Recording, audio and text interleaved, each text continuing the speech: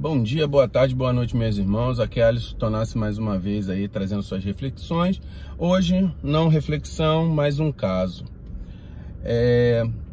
Eu tenho algumas experiências na minha vida e quando eu era mais novo, eu já falei aqui, eu frequentei um centro espírita que permitia que fizessem uma reunião por mês com espíritos de Umbanda, tá?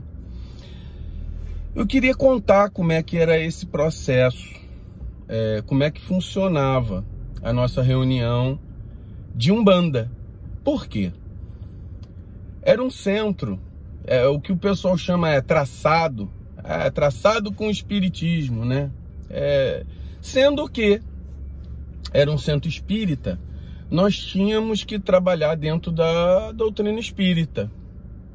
E se admitia espíritos de Umbanda. Foi um primeiro centro espírita que eu frequentei. Eu fiz faculdade em Vassouras, de medicina, e lá eu tive o interesse de buscar o espiritismo e encontrei esse centro, encontrei irmãos que até hoje eu tenho contato. Esse centro se desfez. Depois eu conto também a história, por que esse centro se desfez. Mas aqui eu queria contar a história de como funcionava essa reunião de Umbanda no centro espírita. Então, esse pessoal que frequentava lá, ele não tinha preconceito contra a espiritualidade, mas era muito espírita, assim como quando eu entrei na Umbanda, e hoje eu estou desfazendo isso dentro de mim, tinha muito conceito arraigado do espiritismo com os espíritos de Umbanda. E aí, como é que funcionava essa reunião? Uma vez por mês, nós nos reuníamos, se fazia uma prece de abertura, permitia-se o canto de pontos cantados, não tinha atabaque, permitia-se o uso de água, permitia-se o uso de ervas, não permitia nem bebida alcoólica, nem cigarro. A espiritualidade, como eram espíritas que faziam isso, não tinha esse negócio de você dividir caboclo, preto velho, exu. Meu irmão, era tudo na mesma gira, porque a gente só tinha uma gira. Exu que se cantava pouco, mas vinha Exu, tanto é que quem se apresentou comigo pela primeira vez, meu primeiro Exu foi o Fogo, que eu já falei. Então se cantava os pontos. A abertura não tinha congá, não tinha vela, não tinha trunqueira, não tinha oferenda, não tinha ritualístico, não tinha nada do que vocês podem imaginar, do que vocês fazem no centro de vocês. Mas a minha concepção de Umbanda era aquilo ali.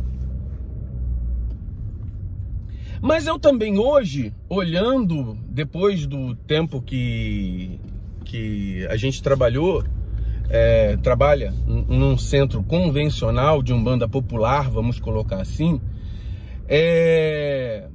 a gente olhando para trás, eu também continuo a observar que aquilo que nós fazíamos era Umbanda. Eram espíritos que se manifestavam para a prática da caridade, onde se passava ervas, se faziam trabalhos espirituais. Então, e isso continuava sendo Umbanda. Lá era de graça. Nesse dia, era uma reunião feita só para os médiuns e para os familiares dos médiuns da casa. Os espíritos de Umbanda que iam naquela reunião eram os espíritos que atendiam aos trabalhadores da casa. Era a caridade para os próprios trabalhadores. E a reunião se fazia, eu acho que assim, eu acho que eu já tinha essa disposição de gostar de Umbanda desde sempre. Então, era a reunião que a gente esperava, né? Só que assim, na época, eu não considerava uma reunião de Umbanda. Eu considerava uma reunião que se permitia que espíritos de Umbanda trabalhassem. E aí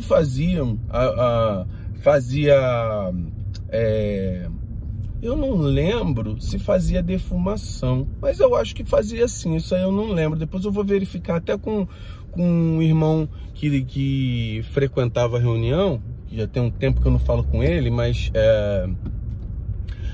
ele talvez lembre. Mas eu acho que tinha defumação sim. E aí normalmente passava-se banhos, a gente fazia lá alguma ritualística nesse sentido das ervas, tá? E aí passamos anos fazendo esse tipo de procedimento. Não tinha, era Exu com caboclo, preto velho, todo mundo vinha de uma vez. Nós não cantávamos para orixá, porque o espírita, ele não tem muito essa visão de orixá. Imagina assim, é como se fosse uma umbanda cristã, né? Uma umbanda que tem muito fundamento do cristianismo, mesmo porque o espiritismo tem muito fundamento do cristianismo. E se atendia, se fazia curas ali, a gente já viu curas acontecer. Então assim, meus irmãos, eu fico aqui pensando, né? Aquilo era Umbanda, era um diazinho por mês. Todo mundo que estava ali tinha o coração aberto, sem preconceito para os espíritos de Umbanda. Cediam em algumas coisas, as entidades cediam em outras coisas, naquilo que ia ofender a crença daquele grupamento ali. Eles trabalhavam na proteção da casa, nós sabíamos disso. E assim, eu tinha um médium lá que o nome dele era Ranulfo, cara que passou por umas dificuldades muito grandes, mas tinha uma mediunidade. Ele teve um tumor na glândula hipófise, então ele tinha que ter operou a glândula hipófise, tirou, isso afetou uma porção de coisa, uma cirurgia neurológica muito difícil, e assim, o cara se recuperou com a ajuda da espiritualidade, sabe? E ele tinha uma espiritualidade muito boa. Ele foi um dos caras que, incorporados com os seus guias, me orientaram bastante a questão da mediunidade. Depois, através do estudo, do desenvolvimento mediúnico, a gente cresceu. Então, assim, eu tenho esse histórico para dizer que para vocês, meus irmãos, essa historinha que a gente tem, que Umbanda pode não ter talvez a ritualística nenhuma, a espiritualidade vai atuar. Muitas vezes eu falo isso, existe Umbanda sem a ritualística, sem fundamento, esses fundamentos que se tem, né? Você pode dizer até que seria uma Umbanda espírita, né? Não era nos moldes do Zélio Fernandino, porque no Zélio Fernandino de Moraes ele tinha mesas e alguns outros elementos, né? Mas era uma reunião basicamente quase que espírita, permitindo a presença dos espíritos de Umbanda. E as coisas funcionavam. E aí junta mais ou menos com o que eu digo no outro vídeo, né? No vídeo anterior a esse. Anterior não, acho que 2 vídeos, o segundo vídeo antes desse, que a gente fica se pegando a pequenas coisas, né, ritualística, porque o outro faz isso, o outro faz assado. Gente, a espiritualidade, quando ela quer trabalhar, ela vai trabalhar sem nada. Se a gente se aquele grupamento tiver boa vontade, é o maior elemento de qualquer trabalho. Boa vontade, coração aberto, fé na espiritualidade, e o resto se acrescenta. Eu estou dizendo pelas experiências que eu tive. Por exemplo, você pode não ter um elemento para poder fazer um trabalho, a espiritualidade ela vai trazer numa contraparte energética aquele elemento para aquele trabalho. Por exemplo, não permite o uso do fumo. Se há a necessidade disso, eles vão trazer energeticamente isso. Se há a necessidade de uma vela, o fogo, eles vão trazer a energia desse fogo de algum lugar, de outro terreiro. Porque os terreiros, eles vão ter uma intercomunicação, uma ajuda entre um e outro. Por exemplo, olha, lá no meu, os caras lá não permite o uso de vela. Aí ele vai lá, o Exu, o Caboclo, vai num outro centro que tem uma vela firmada. Ele vai lá falar com o chefe do terreiro, olha só, eu posso utilizar esse elemento aqui?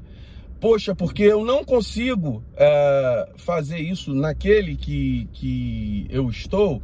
E aí eles fazem uma interação, uma ajuda mútua entre cada um. Às vezes, a energia de um terreiro desse, de espírita, vamos colocar assim, uma reunião espírita umbandista, ela tenha um certo grau de energia que talvez seja necessário num outro terreiro. E eles vão fazendo essa troca, porque quando você faz a energia, manda a energia pro universo, a espiritualidade, ela vai se utilizar daquilo que a gente está emanando.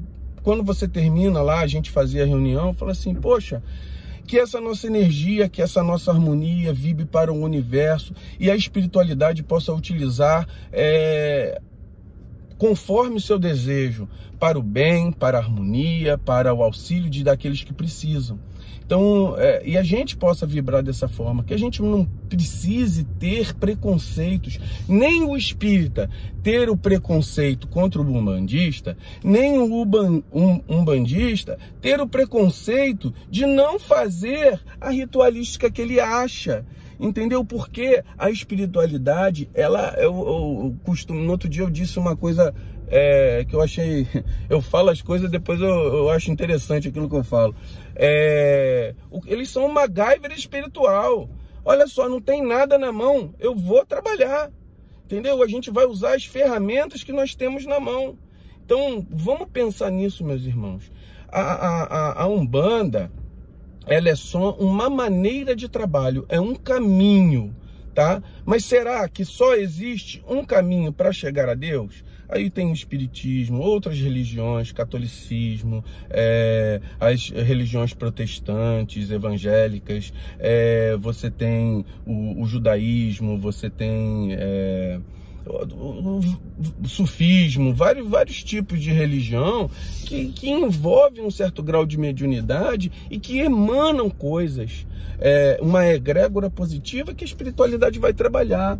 Não interessa se o meu caminho é na Umbanda, não interessa se o meu caminho, a espiritualidade ela vai estar condizente e conivente com o bem, com o amor, com a caridade. Entendeu? Então, isso é o que é o mais importante. Agora, como vai ser feito isso, né? Vai depender de cada um. Quando eu estava aprendendo, eu sou otorrino, e quando eu estava aprendendo a operar, eu sempre tive um professor que me dizia o seguinte, você sabe, ele me perguntava, a primeira vez que eu ouvi isso, eu fiquei sem saber responder. Você sabe qual é a melhor técnica cirúrgica para uma cirurgia? Aí, por exemplo, você vai operar um nariz. Qual é a melhor técnica cirúrgica de nariz para você fazer? Aí ele me perguntou, eu falei, olha, não sei. A técnica X, por exemplo, dele. Ele falou, não. Qual é a melhor técnica? Aquela que você sabe fazer com propriedade. Se você sabe fazer essa técnica com propriedade, é aquela que você não vai prejudicar o seu paciente. É aquela que vai trazer benefício. Por exemplo, se é uma técnica antiga e você só sabe fazer aquela e sabe que vai dar uma resposta positiva, é essa que você deve fazer. Você não deve se arriscar por uma técnica nova que você não tem o recurso necessário para utilizá-la. Então, meus irmãos, é isso. A espiritualidade funciona assim mesmo. Ela usa os recursos que tem. E se é para benefício do próximo, tá bem feito. Então, que fiquemos com axé e vamos pensar nisso. Axé, meu irmão.